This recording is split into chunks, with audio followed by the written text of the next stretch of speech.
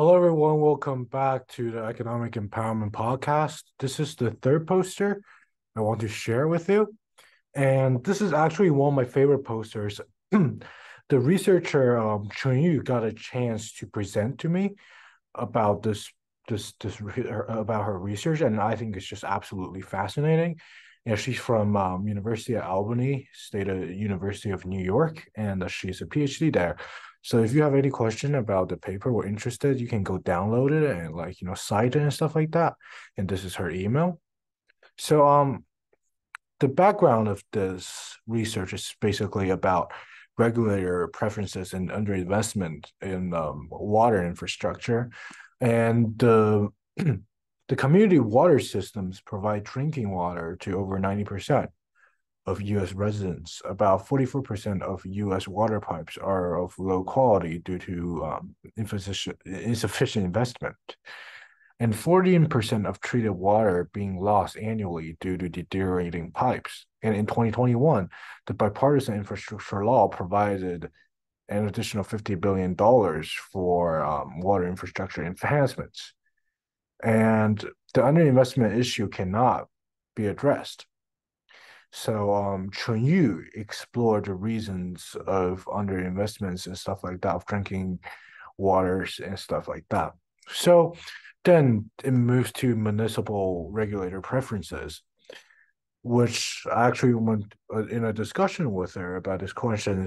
I asked her, be like, oh, so how can this all be changed? And I think she brought up a really good point, is that municipals cannot just tell state to just change it altogether. They have to like allocate the budget well for in order for them to adjust the behavior. And because water utilities are basically managed on a local level. So the optimal investment should not only be the profit, but also like the externality of water supply. As we know, the supply and demand curve. And if there is a positive externality, it means we're not producing at the social efficient outcome. And there needs to be more, subsidies in doing so. And if the regulators' preference are skewed towards profits, they may prioritize cost cutting, and will not fully account for the positive externalities associated with clean drinking water, such as like improved public health, which I found really interesting, right? And the research agenda basically focuses on developing a clear-cut model, which I wouldn't go into too much detail because it is extremely complicated because it involves a lot of calculus and stuff like that. We only need to focus on the conclusion part. And and the data set it used, I think this graph is really interesting, is that you can see that the water utility class is divided into A, B, C, and D. And we can see that like there's a lot of C's and D's in this graph, which means that there needs to be some remedy of that. And the data set is from the 2009 to 2020, which is the most relevant one, which is from Wisconsin Public Service Commission. So this figure basically tells you investment increase when regulator put higher weights on consumer surplus, and investment levels increase with improved water quality, peaking at states where marginal returns are basically the highest, as we can see here, which I found really interesting. I think this is a really well-made graph by the researcher.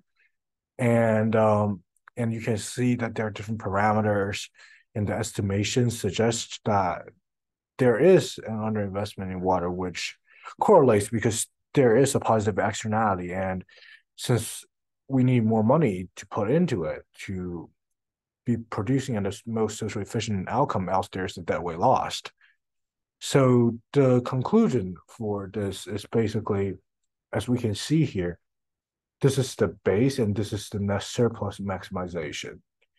And we can see that the base is significantly lower than the net surplus maximization.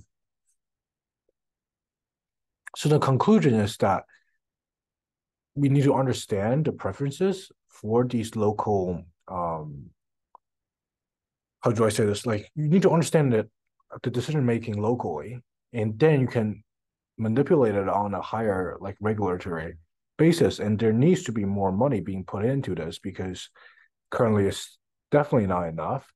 And the study and the really rigorous model shows that technology improvements initially reduce investment needs for immediate outcomes, but like this efficiency gains diminishes over time. So there needs to be infrastructure improvements, especially in the water, infrastructure area. And I'll see you in the next poster.